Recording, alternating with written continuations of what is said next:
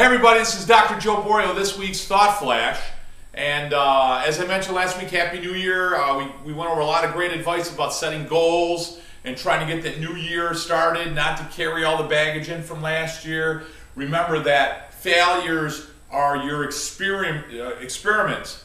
So think about that. I experimented last year with a few things. I certainly learned, maybe some of us more clearly than others, what I definitely don't want to do anymore, right? And that's okay. And then move forward into this next year. Today, what I wanted to talk about in practice, a little bit more on management of the practice, is recalls. There's 2 times of the year that are really important to nail recalls, and that is mid-January and mid-September to late September, mid-January to late January. Now, what is a recall? Recall is a system in which you're going to go back 12 months. 12 months, not to the last recall, 12 months from that date to go back and anyone that's now inactive in your practice and give them a phone call with some level of an incentive to come back into the practice, to re-engage as a member of your practice. That's what a recall is. Recalls are typically done on telephone. Now let's talk about cost, because I know when I talk to a lot of clients, money always becomes a factor, and recalls often are done with postcards or letters or different forms of mailing, and that can really get expensive now. You're talking 50 cents just for stamps, you're talking the envelope, you're talking the paper or the stationery, now you're talking about the administrative cost to package that and to get it to the post office. So mailers can be really expensive. Also, there's so much junk mail that comes in. You are literally getting 1 second of a flash. You're really getting a 1 second flash on an envelope or a postcard, especially postcards. I'm not saying postcards aren't great. There's a lot of great outfits companies that sell different forms of postcards. Visual, I know Bill Ested has a great product. I don't use his, but I know that it's great. He uses a lot of visuals. Those are good. If you're going to do a mailer, you're going to look at something quick, you're going to either end up in the trash or they're going to go, hey, it's time, time to come in. So I'm not saying not to use those ever, but I want you to be realistic. If you're doing a recall for 12 months, there's a lot of people that are going to be recalled. So I don't like to use mailers for an annual recall. I do like to use a mailer, an envelope, or whatever for something that maybe became recently inactive, because there's a lot fewer of those and you have a much better chance. It's worth that investment. You're not going to have a high percentage of recalls on the phone, but certainly, so you don't want to spend an enormous amount. Your return on investment, your administrative costs you want to keep low so that your return of investment becomes higher on that. Okay, so talking about that, you're going to need a script on a recall, number 1, and number 2, you're going to need some people to do recalls. Most offices that I know are really strapped with time. Your staff is already very busy, so now you tell them, hey, look, I got a great idea. We're going to recall. We're going to call 100 people or 200 people, or how many people are you going to do a recall on for 12 months? Maybe you even want to go further than that. Maybe you haven't done a recall in years. Well, hell, maybe you want to go back 3 or 4 years. That's okay too.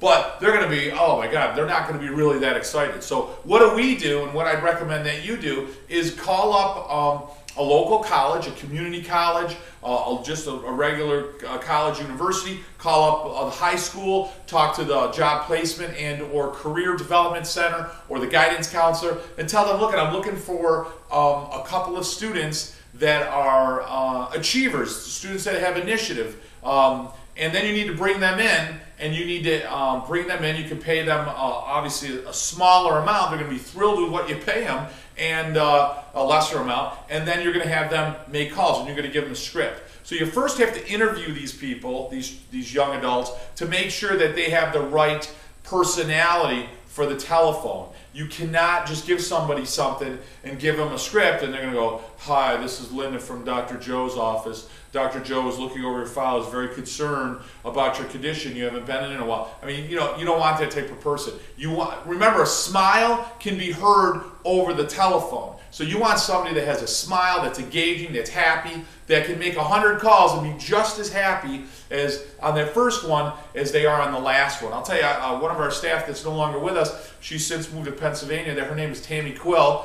And Tammy Quill is probably the best person I've ever had on a telephone, because I could call her in the morning at the office and I could call her at the end of the day, and she was just as cheery, just as happy to be there, at least on the telephone, sounded that way throughout the whole day. That's the type of person you want. So let's say now you find that right person, you find that person to make the recall. You know, depending on how many people you get, you might want 2.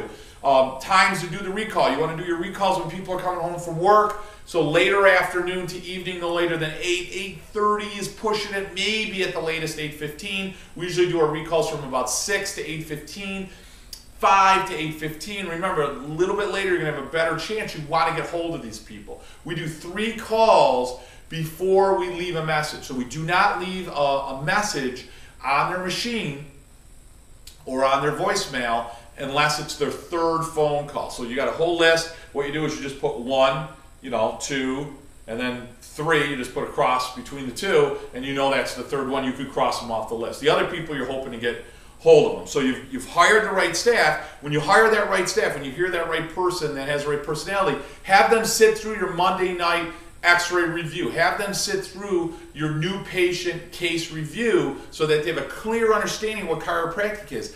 Give them the opportunity to understand what your mission is, what your purpose is. Make them part of your program. Have them come to an office meeting and let them look at the x-rays and explain to them, Linda, I know you're only going to be here part-time. I know this might just seem like a simple job to you, but I want to explain to you what my mission is, what my purpose is, how important this job is.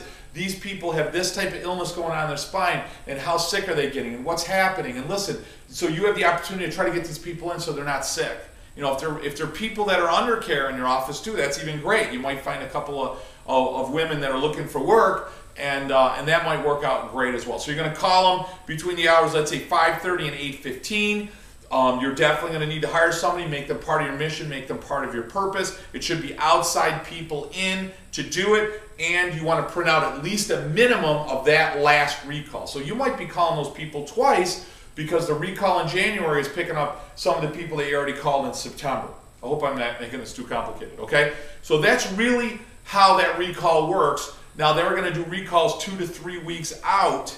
It'll take them 2 to 3 weeks out because they're only going to be making calls 2, maybe 3 hours a day. You're not going to call them on Friday, you're not going to call them on Saturday, and you're not going to call them on Sunday. You're going to call them on Monday night through Thursday. Monday night's a tough night to get hold of people. I find the best nights to call are Tuesday, Wednesday, and Thursday. So we have our staff, the temporary staff, come in Tuesday, Wednesday, Thursday, and you make sure that they're coming in between the hours of, like I said, 5:30, 8:15.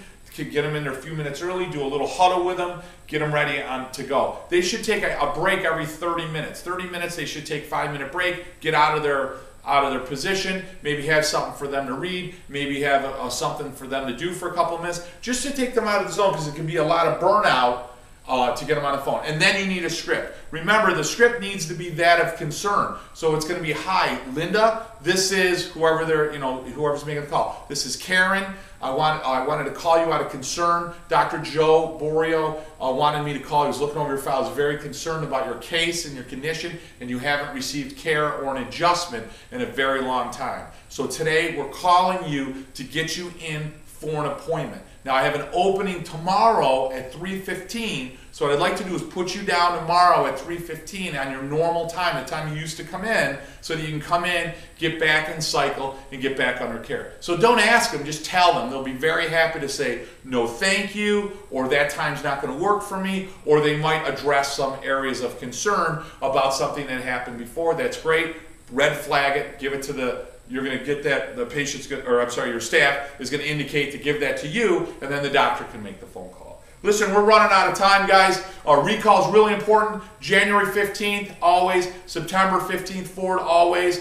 I want you guys to enjoy serving the people. Get excited about this new year. A lot of great things are going to happen this year. We're going to be in Vegas in January 21st, 22nd. We're going to be in CalJam in early February. We're going to be in Boston. We're going to be in Philadelphia. We're going to be right at my office in Syracuse. Make sure you sign up for awesome, life-changing events.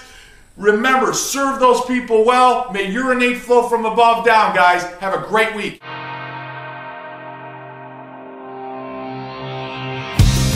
My best friend gave me the best advice.